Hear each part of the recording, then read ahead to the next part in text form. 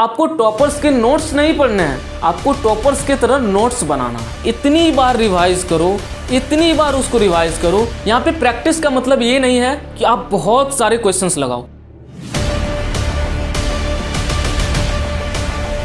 अगर आप class 10th में हो बच्चों और आप मैथ्स को काफी बेहतरीन तरीका से पढ़ना चाहते हो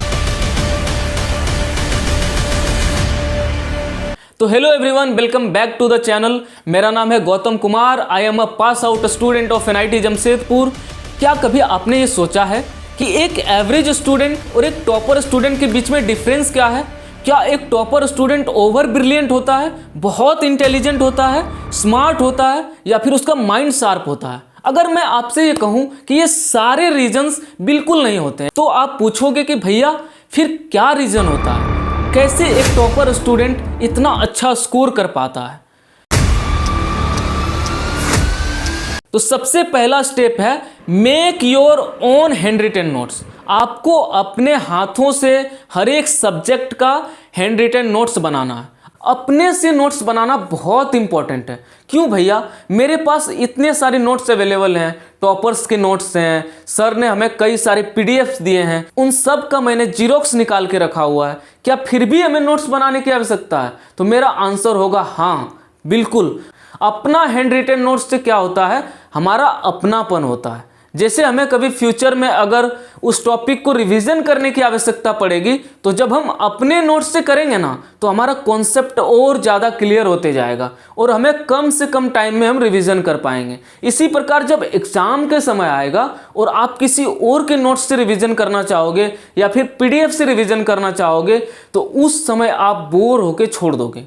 आपको कुछ समझ में नहीं आएगा और समझ में भी आएगा तो बिल्कुल अपनापन फील नहीं होगा। इसलिए मेरा आपसे हाथ जोड़ के विनम्र विनती है कि आप अपने से नोट्स बनाना स्टार्ट करो। एक टॉपर सबसे ज़्यादा इसी बात पे ध्यान देते हैं कि वो नोट्स अपने हाथों से बनाते हैं, इसलिए तो आपको टॉपर्स के नोट्स मिलते हैं। तो अगर आपको टॉपर बनना है तो आपको टॉपर्स के नोट्स नहीं पढ़ने हैं, आपको टॉपर्स के तरह नोट्स बनाना है। Most of the average student की यही गलती होती है कि वो इस फिराक में रहता है कि कहीं से हमें टॉपर के नोट्स मिल जाएं और उसका मैं जीरोक्स निकाल लूं और उसे मैं पढूं और टॉपर बन जाऊं। ये बिल्कुल बहुत वाहियात बात है। जब तक आप अपने से नोट्स नहीं बनाओगे, आपको कॉन्सेप्ट की क्लैरिटी नहीं आएगी, आप उन सब्जेक्ट में बहुत अच्छा कभी नहीं कर पाओगे, आप कभी भी एक अच्छा मार्क्स नहीं ला पाओगे। इसलिए सबसे पहला पॉइंट है कि make your own handwritten notes. हर एक सब्जेक्ट का अपने हाथों से नोट्स बनाओ, ठीक है। दूसरा स्टेप्स क्या है? Limited your resources. अभी के समय में स्टूडेंट सबसे बड़ा गलती क्या करते हैं? जैसे कि कोई वो ऑफलाइन कोचिंग है या ऑनलाइन कोचिंग है, जहां पे भी वो कोचिंग करता है, सबसे पहले वो किसी भी चैप्टर को वहां पे पढ़ता है। उसके बाद वो घर आता है, वो YouTube पे जाता है और जितने लेक्चर्स दिखते हैं उसको सारे लेक्चर देख लेता है। अलग अलग टीचरों से सारे के सारे लेक्चर वो देख लेते हैं। इससे क्या होता है? उसके मन में कन्फ्यूजन क्रिएट हो जाता है, क्योंकि जितने भी टीचर से आपने पढ़ा है वो सारे टीचर का पढ़ाने का स्टाइल अलग अलग है और आपने सारे टीचर के वीडियोस देख लिए। तो इससे क्या होगा? उसके मन में ढेर सारे कन्फ्यूजन क्रिएट होते हैं। अंततः वो उन सब्जेक्ट को, उस चैप्टर को छोड़ देता है या तो उस चैप्टर में वीक हो जाता है। तो भैया हमें करना क्या चाहिए? क्या हमें सोशल मीडिया का इस्तेमाल नहीं करना चाहिए? क्या हमें YouTube पे जो वीडियोस पड़े हैं उसका इस्तेमाल नहीं करना चाहिए? तो देखो, ऐसा हम बिल्कुल नहीं कर रहे हैं। करना क्या है आपको कि जैसे आप कहीं पे भी पढ़ते हो, जैसे कोचिंग है, इंस्टीट्यूट है, जहाँ पे भी आप पढ़ते हो, वहाँ पे आप 100% फोकस होके उन चीज़ों को पढ़ो, उन चैप्टर्स को पढ़ो, ताकि मैक्सिमम चीज़ें वहीं क्लियर हो जाए।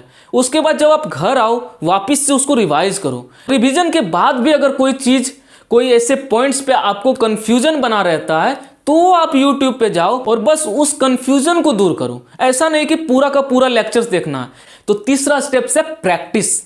यहाँ पे प्रैक्टिस का मतलब ये नहीं है कि आप बहुत सारे क्वेश्चंस लगाओ, ये हम बिल्कुल सजेस्ट नहीं करते हैं। यहाँ पे प्रैक्टिस का मतलब है कि जो भी स्टैंडर्ड बुक्स आपको टीचर ने बताया है, उन स्टैंडर्ड बुक्स में जितने भी क्वेश्चंस हैं उसको आप एक बार लगाओ। फिर भी कॉन्फिडेंस नहीं आ रहा है तो 2 बार लगाओ, 3 बार लगाओ, इतनी बार लगाओ कि उस बुक का क्वेश्चन आपको जो पहले 3 घंटा में होता था वो आधा घंटा में होने लगे। अगर आपने इतनी बार उस बुक का, उस चैप्टर का प्रैक्टिस कर लिया, उसके बाद अगर आप कोई दूसरा बुक लगाने भी जाओगे तो बहुत आसानी से लगा लोगे। इस प्रकार आपको प्रैक्टिस करना है। प्रैक्टिस का मतलब कभी ये मत समझना कि 4-5 बुक हम लगा रहे हैं, नहीं। जेईई के प्रिपरेशन के टाइम हमारे मैथ्स के सर कहा करते थे कि एक बुक को 10 बार बनाना ज़्यादा अच्छा है, 10 बुक को एक बार बनाना। हमेशा एक स्टैंडर्ड बुक पकड़ो जो आपको पसंद है। जैसे आप डॉक्टर केसी सिन्हा लगाना चाहते हो, आप लगाओ, उस पर निर्भर हो जाओ। आप डॉक्टर केसी सिन्हा को 5 बार 6 बार जितना बार बना सकते हो बनाओ, ताकि डॉक्टर केसी सिन्हा से अगर कोई क्वेश्चन हमारे एग्जाम में आए तो वो नहीं छूटना चाहिए। तो एक बात मैं बताऊं, जितने भी एडिशन होते हैं ना बुक के, सब में एक ही टाइप के क्वेश्चंस होते हैं। इसलिए आपको ज़्यादा बुक्स के पीछे नहीं भागना है, आपको प्रैक्टिस करना है। 3 बार 4 बार इस तरीके से प्रैक्टिस करना है ना। अब हम लोग बात करते हैं चौथा स्टेप्स के बारे में। चौथा स्टेप्स है हमारा रिवीजन। तो रिवीजन कैसे करना है? जो भी टॉपिक्स आपके टीचर ने पढ़ा दिया है उस टॉपिक को इतनी बार रिवाइज करो, इतनी बार उसको रिवाइज करो कि वो टॉपिक आपका आधा घंटा में पूरी तरीके से कंप्लीट हो जानी चाहिए। और अगर कभी फ्यूचर में टीचर उस टॉपिक से क्वेश्चन पूछे तो सबसे पहला हाथ आपका खड़ा होना चाहिए। और जिस दिन ऐसा होने लग गया उसी दिन आप टॉपर कहलाओगे, है ना।